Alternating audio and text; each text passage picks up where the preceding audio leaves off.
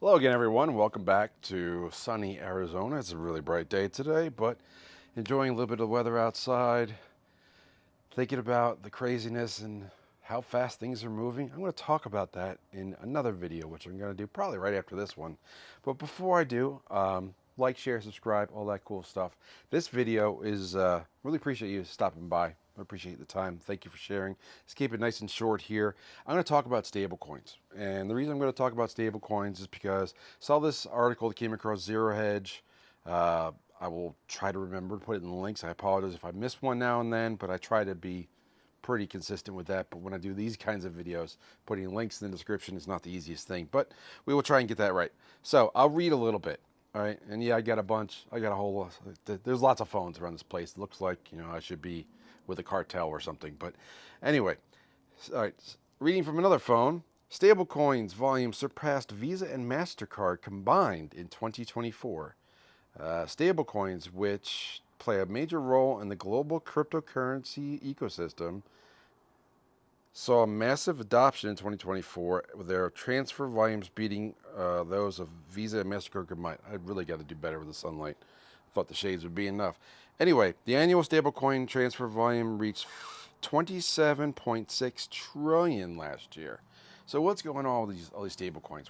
First off, what's a stablecoin? For those of you who don't know, a stablecoin is a cryptocurrency that's essentially pegged to the US dollar. And so the idea is that rather than leaving the crypto ecosystem, if you want to cash out of a profit, or if you just want to put cash in and you don't know where to put those dollars just yet, you can park them in a stable coin. So if you want to take profits and just hold them into a dollar equivalent, you don't have to cash them all the way out like you used to on things like Coinbase, where you'd have to sell and then move it to cash. You can sell now into Tether or USDC. There's lots of them. There's lots of stable coins, but the point is that they are supposed to have lots of liquidity. Supposed to be very stable. A dollar, give or take a penny at any given moment, and that's what their purpose is supposed to be. Now, the fact that they're being used a lot more is indicative of something I said in another video. Let's see. I'm gonna put it up here. I'm gonna try and get it. Oh boy. All right, we're gonna try and post another video up here where I talked about stable coins, and we talked about like how a digital dollar will help the U.S. And the way that works, in brief, if you haven't seen this full video, I recommend it. Of course, I did the video, but you should probably go check it out. It's another 8 or 10 minutes. But basically, that if right now, okay, the way the U.S. government pays for itself is it sells treasuries. And those, like the Treasury makes these bonds, there's a bond auction. They come in, they buy the bonds, and that gives working capital for the U.S. to spend indiscriminately and in perpetuity. That's how it's supposed to work. But the idea is that whoever buys these bonds knows that they're AAA rated, that you can't do any better than these bonds, plus you get percent interest on them. That's why they've been very popular for decades as a good retirement vehicle, stable investment, great for foreign countries to invest in. But lately, they haven't been feeling so hot about that. So it's been harder to sell our debt, essentially, our operating expenses. And so sometimes the Federal Reserve, being the buyer of last resort, buys them. So now you're basically buying your own debt. Doesn't work long term. So they need to find new buyers. So the mission now is to promote, one of the missions to do this is to promote stablecoins. And what you're doing is you're basically selling US dollars to a new market. Rather than selling it to a country, you may be selling it to a person with a bad currency. So I'm going to pick a random person, let's say Joe Schmo lives in Argentina. And that's probably not the best. Let's say Uzbekistan, okay? That's probably Russia. You get the idea. He lives in a foreign country. His currency is garbage, all right? He gets paid in a garbage currency. And he loses purchasing power like every week, almost every month for certain. And he loved to be able to put his hard-working capital, or the fruits of his labor, which is supposed to store his wealth, and put his wealth into a vehicle that will hold purchasing power. Now, he's unable to get Bitcoin, but he's able to buy. He's not normally allowed to exchange his garbage currency for dollars, But if he gets exposed to the digital dollar and he's able to get paid in, say, Bitcoin or get paid in these garbage currencies, he can switch out of this garbage currency into the US dollar equivalent, a stablecoin. So let's just say Joe Schmo in a bad country, let's say Greece, okay? So I'm not good with Greek names. Don't try to don't make me make one up. But Joe lives in Greece. He gets paid in the Greek currency. I don't know what that is. Please leave it in the comments below.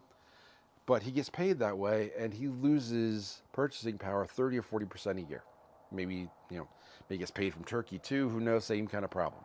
So the best solution for him is to, I wish I could get my hands on dollars. Well, now that there's digital dollars and there's digital versions of the dollar, which are all these different stable coins out there. And for the most part, the dollar is the answer in the crypto world. That you typically don't have a stablecoin pegged to a euro or a peso or anything else. So you normally go right to the dollar. So now Joe can store his wealth in digital dollars. Now, if those digital dollars are created and they're backed by U.S. Treasuries, as Tether is wanting to do with what Howard Lutnick is doing at, I think he's at, I don't remember exactly what department, it might be Commerce or it's something to do with, I think it's not the CFTC, but it's something similar to that. It's, anyway, he's in the government and he's worked with Tether.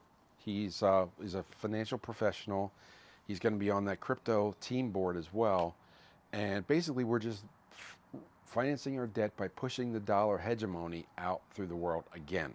We did that in, again, I'm gonna drop a name and I'm gonna forget the author's name, but Confessions of an Economic Hitman talks about how the dollar was pushed around the globe in the 50s, 60s, and 70s to all these other countries and get them in debt to pay in dollars to push the dollar across the globe. That's what the mission was. And they convinced countries to do that, and they wound up in debt, and they owed millions of dollars back to the U.S. And that's how the dollar proliferated across the globe. Now they're going to try and do it again, and hopefully it gets stronger. Hopefully our new president will strengthen the dollar. But in the meantime, we could see, based on that story I just read, the dollar is getting incredibly used in the digital space and the crypto space. And the reason that is that people do take profits, people do store their wealth, and people are worried about inflation. So if you're worried about inflation, you want to get out of your currency and into a better one. So yes, the dollar is losing its purchasing power, and we all have experienced that in the U.S., but it's still better than other countries. So those other people in those other countries are going to get out of the dollar to get into this. And that's how it's going to work. And that's one of the things that they have. That's one of the cards they have to play. So that's why stablecoins are becoming such a big deal, such a big topic of conversation, and will continue to be for the next couple of years as they try and get the new economic system flowing. So, lots said today. I'm going to leave it there. I will look forward to reading your comments. What do you think about stablecoins? Do you think that why are they bigger than Visa and MasterCard last year combined? I'd love to read your thoughts. Looking forward to them, and I'll talk to you in the next video. Take care.